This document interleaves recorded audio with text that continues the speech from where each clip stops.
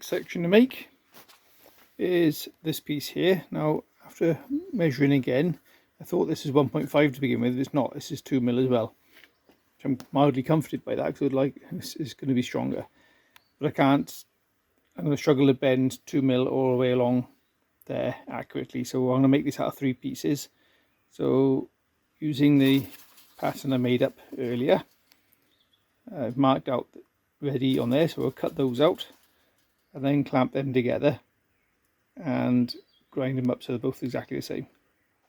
Okay, 2 pieces roughly cut out and clamped together.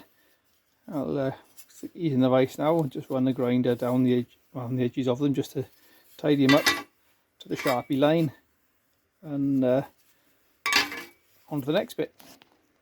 Right, that's the 2 side pieces cut out and cleaned up.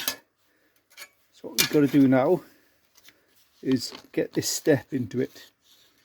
So I'll do a fitsy trick on this, which I learnt off his channel, and I'll set the camera up so you see what you mean. So what we need to do now is work out where we want this crease. So what we need to do is get my glasses on so I can see what I'm doing.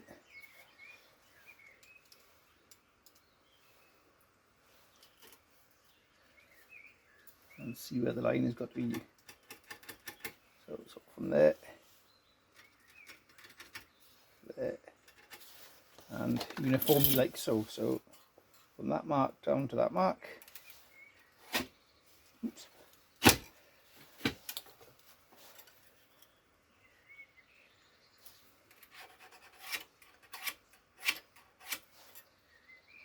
And like so. So I want to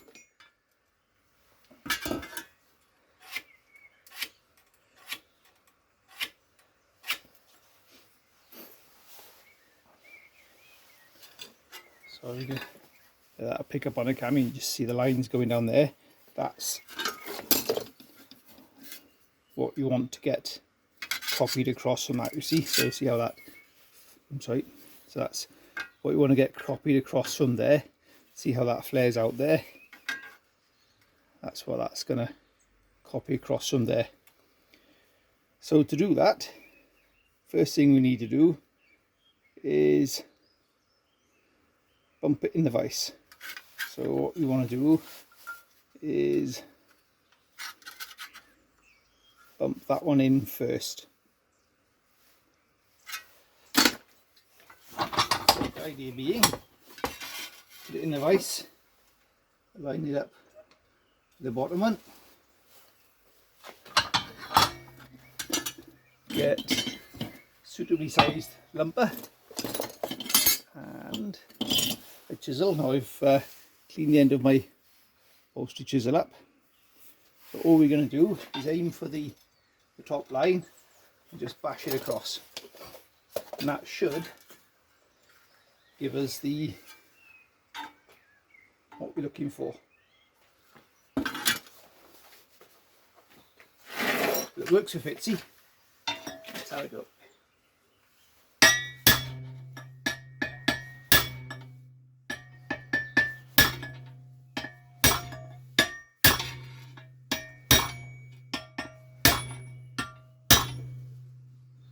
It's coming nicely.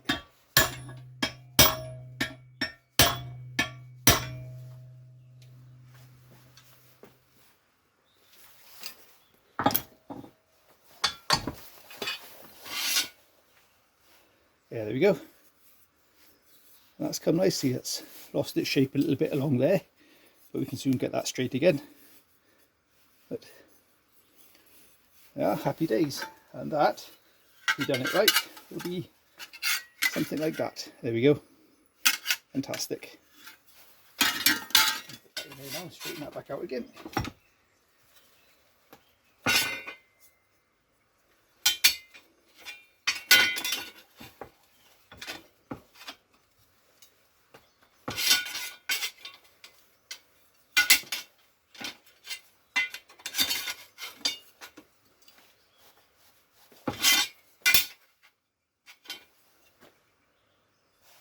Lovely. Right, let's see if we can do the same for the other side. Same again, bump away.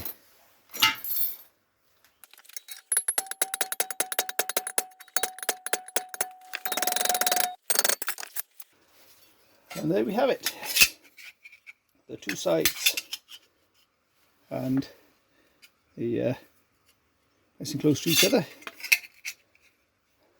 and that'll be the top now. So what we'll do is we'll put those to the one side now and work on the next bit. Right, I think it's time to make up another jig. So for this top piece here, now relatively straightforward, it's reasonably mostly a square that just flares out a little bit, so it's about 3 inches across there and narrows into about 2 3/4 or thereabouts down there. That's the easy bit. What we need is to get this pressing into it.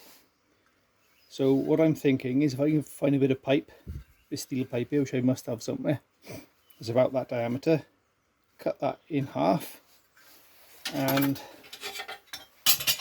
with this then opened up to the right distance across there, which is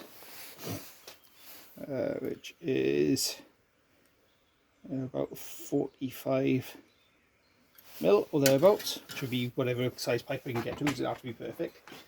Open this up to 45.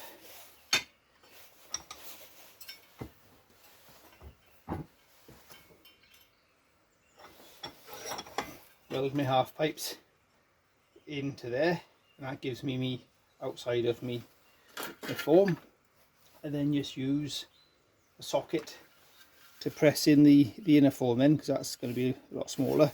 A socket on either side, and then hammer it down using the hammer and big hammer and chisel approach. So a bit of pipe first. Let's see what I can find. Cut off the end of a bit of scaffolding, which would be perfect for this, I hope. So inside of that is 42. That's close enough. That's quite toasty. So what I want to do now is slit that like that, and then work out how much to slit off so it'll fit nicely into there.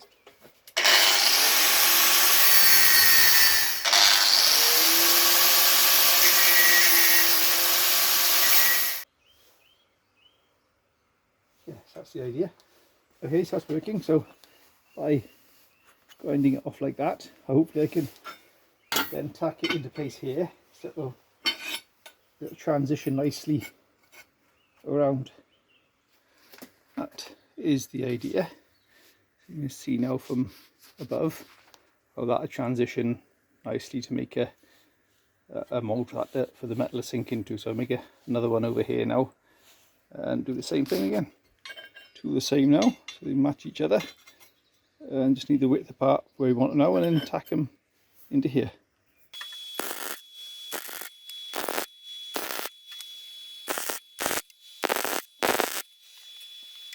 What I should have done is ground off the zinc before I started welding.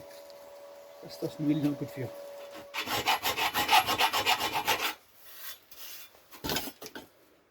Got a nice transition now around the corners. I think it's time to have a play, see what we got. So this is a thinner piece of metal, but it'll give us an idea that it will work.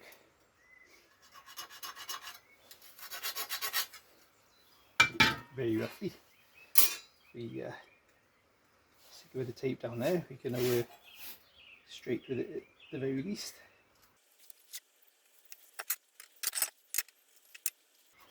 Let's get an idea of where the ends are.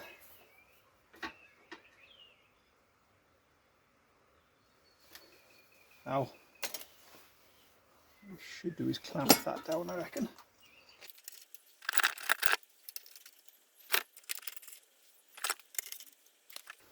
So what I'm looking for now is a socket to suit that. Let me go find something, or a bit of tube.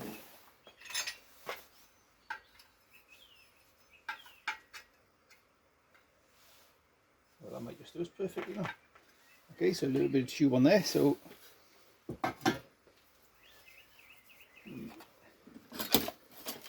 Let's see how this goes. What I should probably do is mark up the centre of there. Let's cheat with a bit of tape.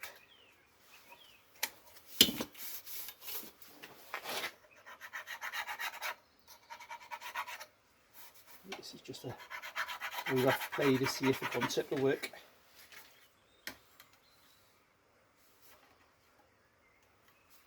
Leave it up there somewhere, I reckon.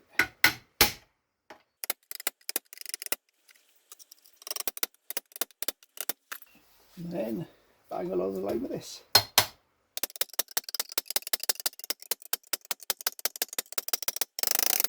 to clamp down the outer pieces to stop them rising up like that as the metal stretches in. Okay.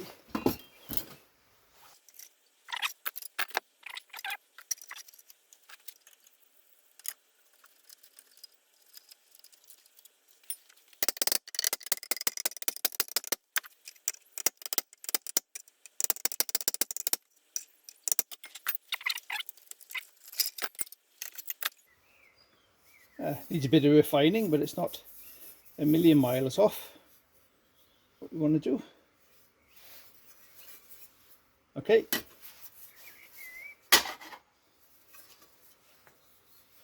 With a thicker metal, this is obviously thin stuff, so with a thicker metal it'll might work even better than that. Right, let's try another piece. Right, I'm having a rethink. Rather than bashing this down with a hammer, I wonder if I can make a press. Oh, I've got buried underneath there somewhere a frame that I've used in the past for sort of like a press, and kicking about somewhere here I've got a bottle jack which I've used previously. I'll find out what I've done with that. It's kicking about here somewhere. Oh, there it is. A bottle jack down there, which is a 4-ton job, so I reckon we can, between that and everything, make some sort of way of pressing this.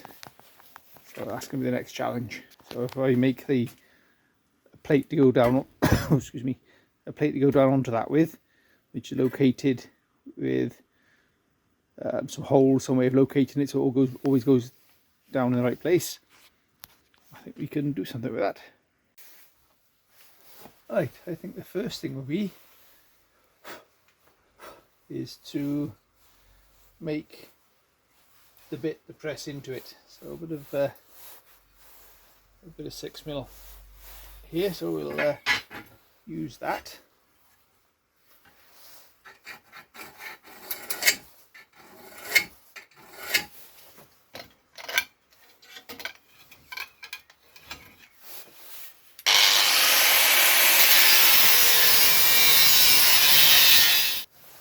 Lovely. Right, round the ends off.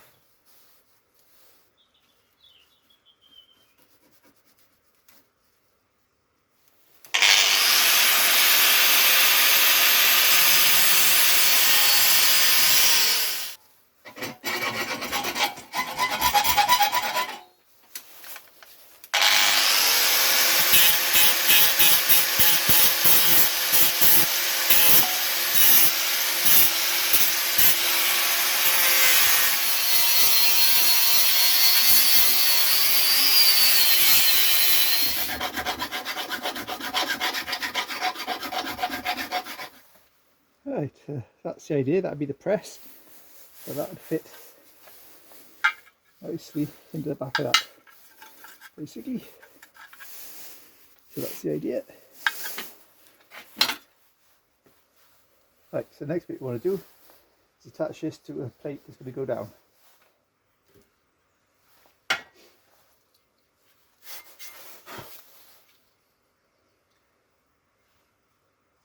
Alright, so let's scratch that up.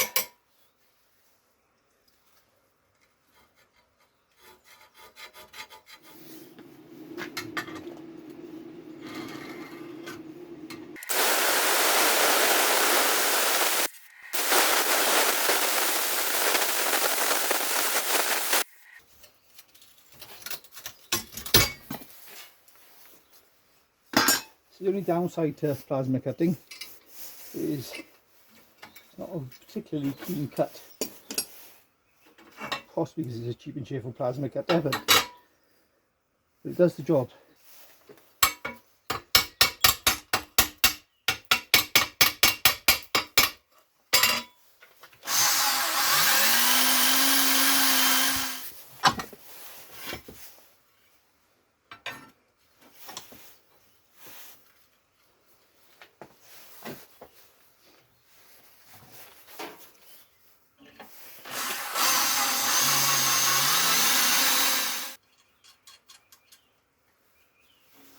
Right, now that can only go back. Oh, stay centralised now as it goes up and down there. So the next thing to do, I think, is to drill holes through this plate again, which I can then weld through the back of onto this, once I've got this lined up in there. Right, okay, these don't have to be super accurate as long as they're somewhere near the middle.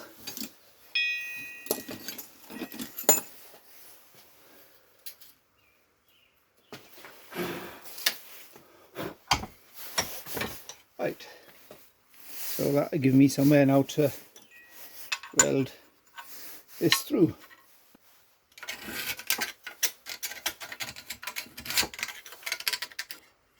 I can hear Reed turning up in his little Mazda.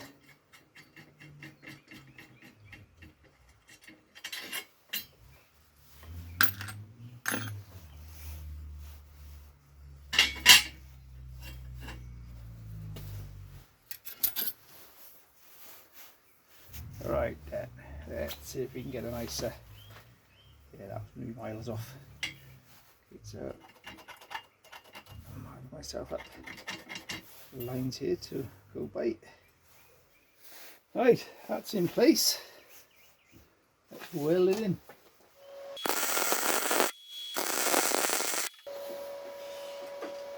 Liquid. Here we have aid with coffee. Liquids. Liquids. Fuel. Happy days. Fuel for the human. And action. Right, so what we got here is big old bottle jack frame and some bits of metal to go in between. So we can wind this out actually to take us up some other way. We'll have that there, and we'll place that onto that. Not a million miles off. We put our guides in. Actually go the other way around, can we? Right, so metal on, plate on, guide pins in. Keep it all lined up. That's the theory. Make sure they're not going to foul on that.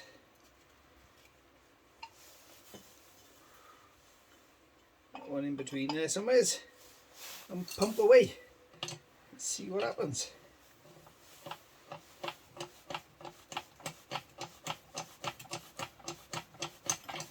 It's either been an awful waste of time, or it's going to work a treat.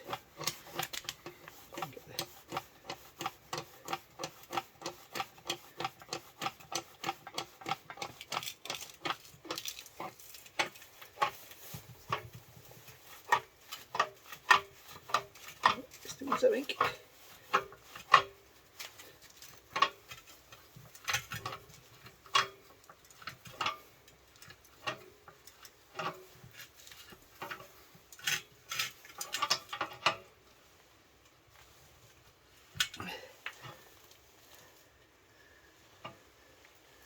One more pump. Oh, right, we're at the maximum I think, so let's bang that in and let it down.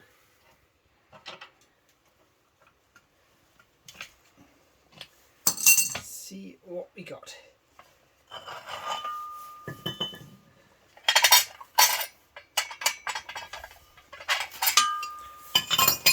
That looks promising.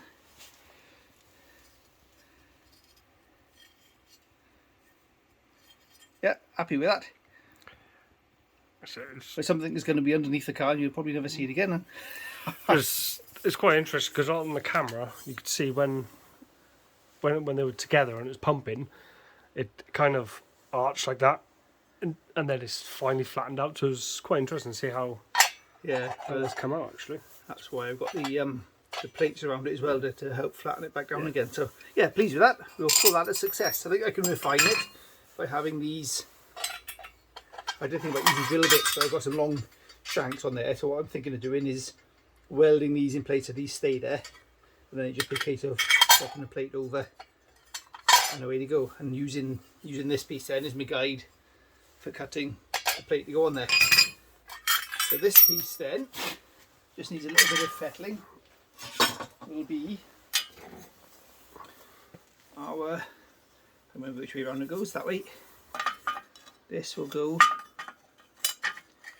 onto there effectively once I've got it all cut to shape where it's got to go. So just in case I trim that place now and weld it on.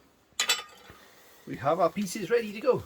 Right, this jig I made has got a dual purpose because the width we want across there is going to be the same width that this is going to be.